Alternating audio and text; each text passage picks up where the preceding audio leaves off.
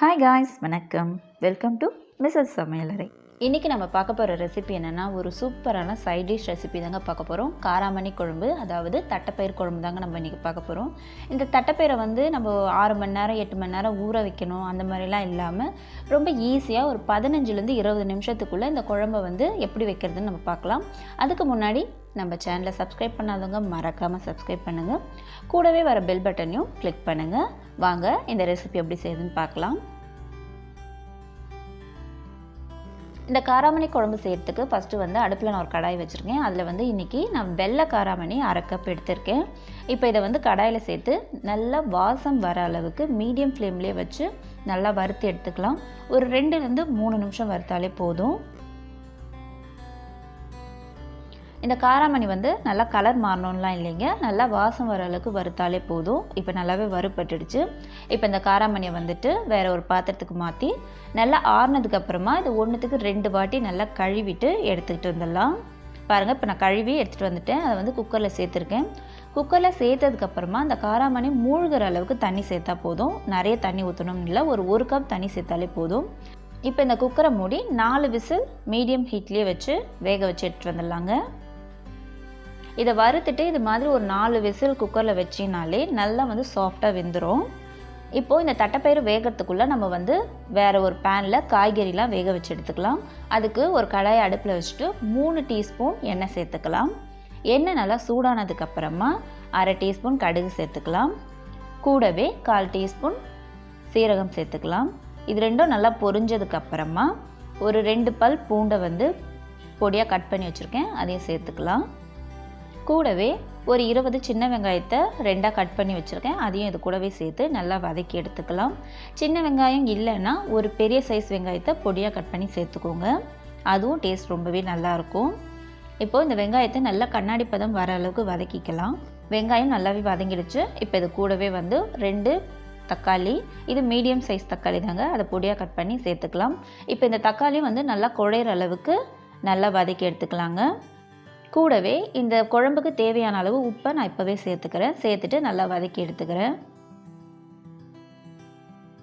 பாருங்கள், நல்லாவே வதங்கிடுச்சு. இப்போ காயை சேர்த்துக்கலாம். நான் இன்றைக்கி 2 கத்திரிக்காய் இந்த மாதிரி நீல வாக்கில் கட் பண்ணி சேர்த்துக்கிறேன்.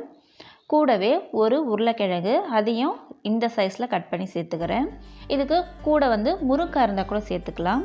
இப்போ எல்லாத்தையும் சேர்த்துட்டு இந்த கத்திரிக்காயோட கலர் மாறுற அளவுக்கு ஒரு நிமிஷம் போல் நல்லா வதக்கி எடுத்துக்கலாங்க.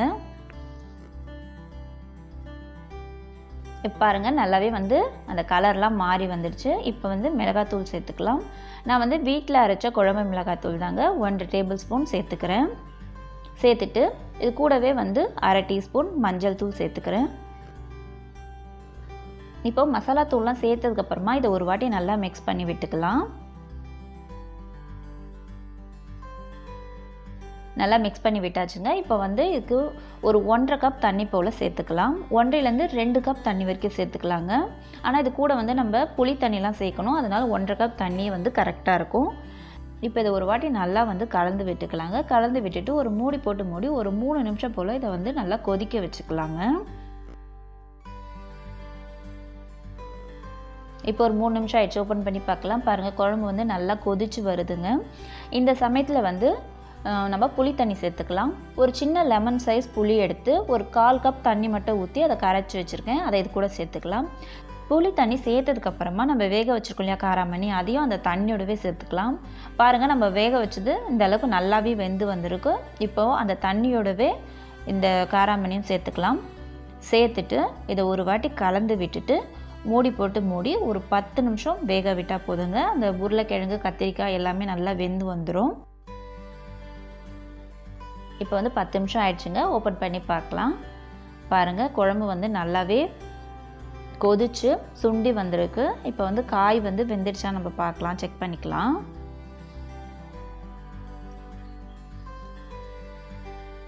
பாருங்கள், உருளைக்கிழங்குலாம் நல்லாவே வெந்துடுச்சு. இப்போ இதில் நம்ம தேங்காய் விழுது சேர்க்கணும். நான் இன்றைக்கி 1/2 கப் துருவின தேங்காயும் 1/2 டீஸ்பூன் சோம்பு சேர்த்து அரைச்சி வச்சுருக்கேன். அந்த பேஸ்ட்டை சேர்த்துட்டு இதை ஒரு வாட்டி நல்லா மிக்ஸ் பண்ணி விட்டுக்கலாம். இந்த சமயத்தில் குழம்பு கொஞ்சம் தண்ணியாக வேணும்னா இப்போது ஒரு 1/2 கப் தண்ணி சேர்த்துக்கலாம். எனக்கு இந்த திக்னஸ்ஸே கரெக்டாக இருக்குது, அதனால் நான் தண்ணி எதுவும் சேர்க்காமல் மறுபடியும் ஒரு 2 நிமிஷம் போல் மூடி போட்டு மூடி வைக்கலாங்க. இப்போ 2 நிமிஷம் ஆயிடுச்சு பாருங்கள். குழம்பு வந்து நல்லா கொதிச்சு ரெடி ஆகிடுச்சு. இப்போ வந்து ஸ்டவ் ஆஃப் பண்ணிவிட்டு கொஞ்சமாக கொத்தமல்லி கருவேப்பிலை மட்டும் தூவி இறக்கிட வேண்டியதுதான். சூப்பரான காராமணி குழம்பு வந்து நமக்கு ரெடி ஆகிடுச்சு. இந்த காராமணி குழம்பு வந்து சாப்பாடு கூட சாப்பிட்றதுக்கு வெறும் அப்பளத்தை மட்டும் வச்சுன்னு சாப்பிட்லாங்க. ரொம்ப ரொம்ப சூப்பராக இருக்கும். இல்லை இட்லி தோசை சப்பாத்தி கூடயும் இது ரொம்பவே நல்லாயிருக்கும். இந்த வீடியோ உங்களுக்கு பிடிச்சிருக்கும்னு நினைக்கிறேன். பிடிச்சிருந்தால் நம்ம சேனலை மறக்காமல் சப்ஸ்கிரைப் பண்ணுங்கள். கூடவே வர பெல் பட்டனையும் கிளிக் பண்ணுங்கள். தேங்க்ஸ் ஃபார் வாட்சிங்.